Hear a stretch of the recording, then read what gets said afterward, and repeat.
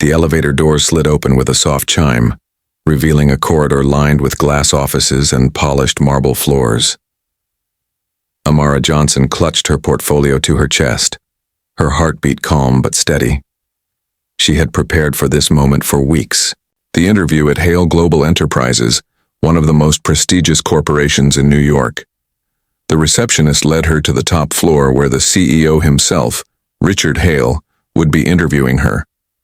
As she stepped into the conference room, sunlight poured through the towering windows, reflecting off the chrome table that stretched across the space.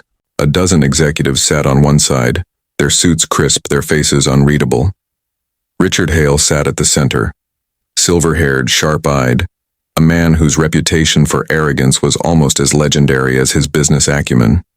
He flipped through Amara's resume with casual disinterest, occasionally glancing at her as if assessing an object rather than a person.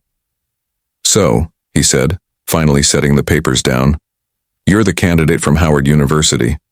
Quite an impressive resume." His tone made the word impressive sound like a joke. "You speak, 9 languages? That's ambitious." He leaned back, smirking slightly. "But tell me, Ms. Johnson, what does knowing how to say hello in 9 ways have to do with saving billion-dollar deals?" A few people around the table chuckled softly, the kind of laughter that hides behind politeness. Amara's expression didn't falter. Her voice was calm, poised. "Languages aren't about greetings, Mr. Hale," she replied. "They're about understanding people, and in business, people are everything." Her confidence filled the room, but Richard waved a dismissive hand, unimpressed. "Understanding people?" he echoed. "This company doesn't run on feelings, Miss Johnson, it runs on results." For a moment, silence fell. Amara looked at him steadily, unshaken. "Results come from relationships," she said quietly. "And relationships start with respect, something you can't buy but you can earn." The room seemed to still at her words. Even the executives who had smirked earlier now looked at her with a trace of admiration. But Richard's pride wouldn't allow him to be moved. He stood up, closing the folder. "Thank you for your time, Ms. Johnson. We'll be in touch." It was dismissal, clear and cold. Amara gathered her documents carefully, offered a polite smile, and said, "Thank you for the opportunity." As she left the room, her heels clicked softly against the marble floor, the sound echoing with quiet dignity. When the door closed behind her, one of the executives murmured, "She was impressive." Richard didn't respond. He only looked. Out the window at the city skyline, his jaw set. "Impressive doesn't close deals," he muttered. Yet deep inside, beneath layers of ego, something about her composure unsettled him. He didn't know it yet, but the woman he had just dismissed would soon become the one person capable of saving everything he was about to lose. The boardroom in Tokyo was a battlefield disguised as a meeting. The long glass table was covered, with open laptops, piles of documents, and untouched cups of coffee that had gone cold hours ago. The atmosphere was thick with tension, the air almost humming with unspoken frustration. Richard Hale sat at the head of the table, his face tight with irritation. Across from him, the Japanese executives exchanged glances, speaking softly among themselves in rapid Japanese. The interpreter stuttered through translations, missing nuances, skipping words, and turning what were once delicate negotiations into a clumsy exchange of half-meanings. Richard rubbed his temples, trying to contain his anger. The billion-dollar merger with the Yamato Group had been months in the making, a deal that would open markets across Asia and secure his company's dominance for the next decade. Yet despite endless preparation, everything was falling apart. What was supposed to be a smooth signing ceremony had turned into a tense standoff.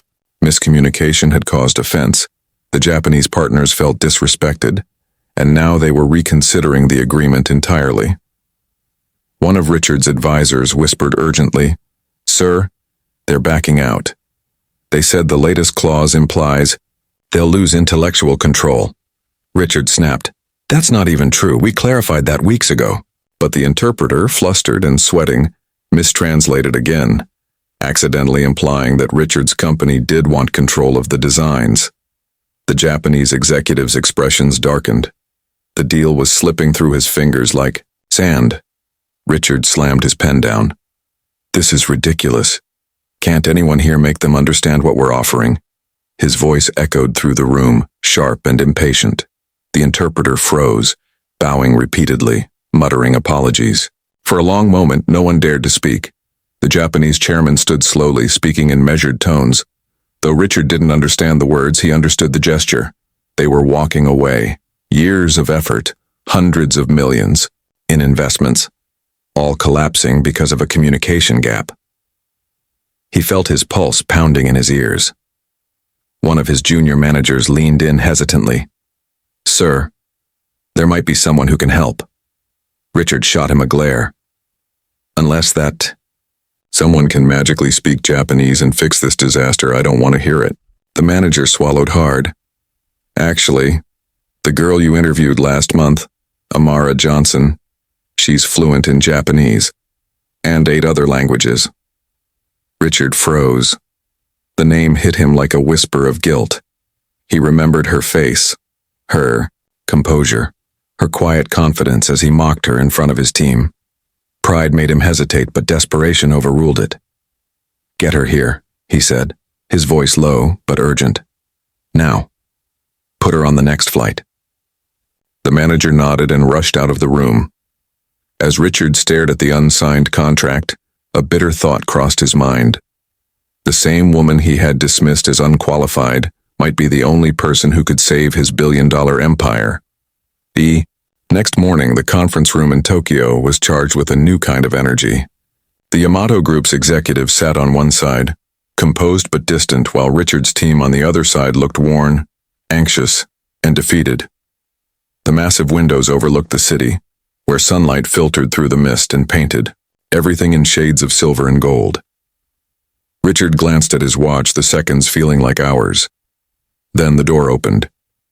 Amara Johnson stepped in, her posture straight, her calm presence commanding attention. She wore a navy blue suit and carried only a small folder. The room fell silent as she approached the table. Richard's eyes met hers for the first time since that humiliating interview. He expected resentment, maybe even pride, but saw only focus in her gaze. "Ms. Johnson," he said awkwardly, clearing his throat, "thank you for coming on such short notice." She simply nodded, setting her folder down. "Let's get to work," she said evenly, her tone all business. Within moments, the meeting began. The Japanese chairman greeted her politely in his native language, and Amara responded fluently, her accent flawless and respectful. The change in atmosphere was instant. The executive's expression softened, and the tension that had clouded the room began to lift. Richard watched in disbelief as Amara translated his company's proposal, not just word for word, but with nuance and empathy. She captured the tone, the intent, and the respect behind each statement, things that had been lost before. As the discussions deepened, Amara switched effortlessly between languages, Japanese, French, German, Italian, addressing legal, advisors, European consultants, and local partners as if it were second nature. Every time someone raised an objection, she calmly clarified, untangled the confusion, and rebuilt the bridge that Richard's team had unknowingly burned. When one of the Japanese directors made a subtle cultural joke in Mandarin, Amara laughed, softly, and replied in perfect Mandarin, turning what had been an awkward silence into shared laughter. Richard sat back, silently stunned. The woman he once dismissed as a résumé of diversity was now commanding the entire room, leading billionaires, lawyers, and negotiators with grace and authority. Her voice was steady, her timing impeccable. When she explained the disputed contract clause, she used elegant metaphors drawn from both cultures, and by the end of the session, the Yamato chairman nodded in approval. "Now we understand," he said through a smile. By sunset, the deal was signed. Cameras flashed, hands were shaken, and champagne glasses clinked. Richard turned to Amara, still processing what he had witnessed. "You just saved $1 billion deal," he murmured quietly. Amara smiled faintly. "No, Mr. Hale, she said, meeting his gaze. I just helped people understand each other. In that moment, Richard felt something he hadn't in years, humility. And deep down, he knew this day would change everything. The following week, the sun filtered through the glass walls of Richard Hale's top-floor office. The city stretched below, alive and glittering. But inside, there was a quiet weight in the air. Richard stood by the window, staring out as his reflection merged with the skyline. The success of the Tokyo deal had made international headlines. Hale Global secures $1 merger in historic multinational agreement.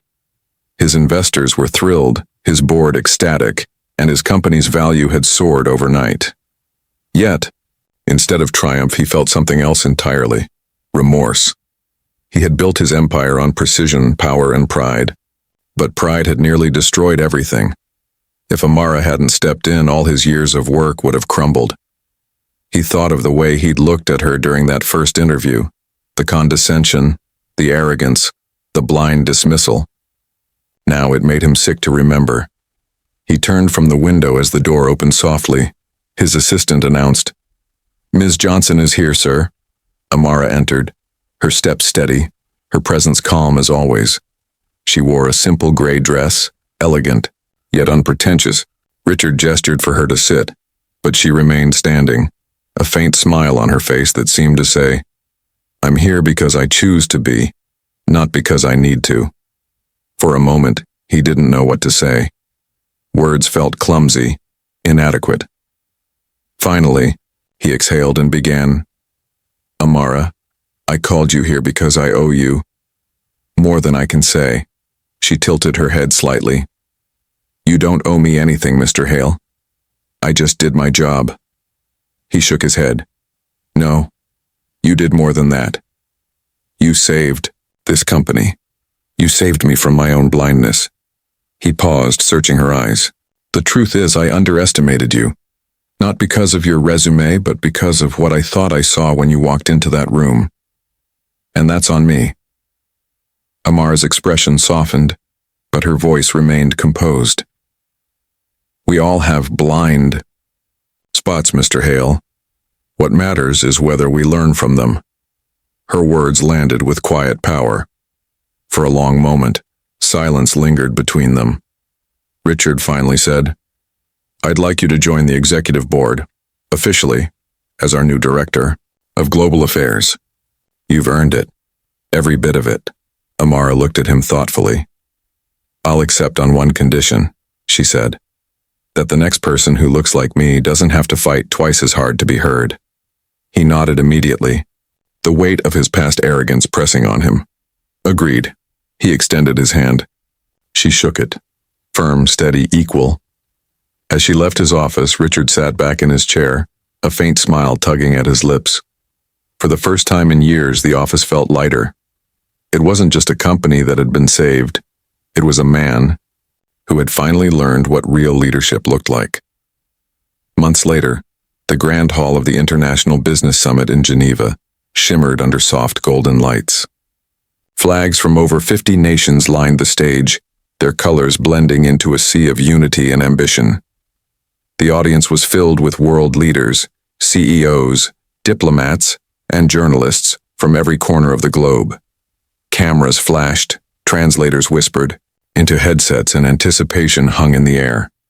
At the center of it all stood Amara Johnson, introduced as the keynote speaker, Director of Global Affairs, Hale Global Enterprises. She stepped up to the podium with quiet confidence, dressed in a black suit that reflected elegance and power. The crowd hushed as her voice filled the vast hall, smooth, clear, and commanding. "When I was younger," she began, "I was told that language was just a tool. But over time, I learned that language is more than communication. It's understanding. And understanding is the bridge that saves not only deals, but relationships, nations, and people." Her words resonated deeply. She spoke in English first, then transitioned seamlessly into French, greeting the European delegates with warmth. Then Spanish, then Arabic. Each language met with smiles, nods, and applause. As she spoke about her company's global expansion, she highlighted the Tokyo deal, not to boast but to illustrate the importance of empathy and leadership. "We didn't save that deal through power," she said. "We saved it through respect. Respect for culture, for people, and for the idea that no voice is too small to matter." Her tone was steady but filled with emotion. The audience was captivated, not by her résumé, but by her humanity. At the back of the hall, Richard Hale watched from his reserved seat. He wasn't the star of the event anymore, and he didn't need to be. Pride this time wasn't rooted in ego, but in gratitude. Seeing Amara on that stage, commanding the world's attention, he realized how close he had come to losing someone extraordinary because of his own narrow vision. His assistant leaned over and whispered, "She's remarkable, sir. You made the right choice." Richard smiled faintly. "No," he said quietly. "She made it possible for me to make one." When Amara finished her speech, the hall erupted in applause. Journalists rushed forward, snapping photos while global leaders stood to shake her hand. She smiled humbly, thanking each one with the same grace she had always carried. In that moment, she wasn't just a corporate executive. She was a symbol of perseverance, brilliance, and the breaking of barriers that had held too many back for too long. As she stepped off the stage, Richard approached her. "You've done more for this company, and for me, than I could ever repay," he said softly. Amara smiled, eyes warm but steady. "Then pay it forward, Mr. Hale. Give someone else a chance to be heard." And as the crowd roared her name, cameras flashing like stars, one truth shone brighter than all. Greatness has no color, only courage.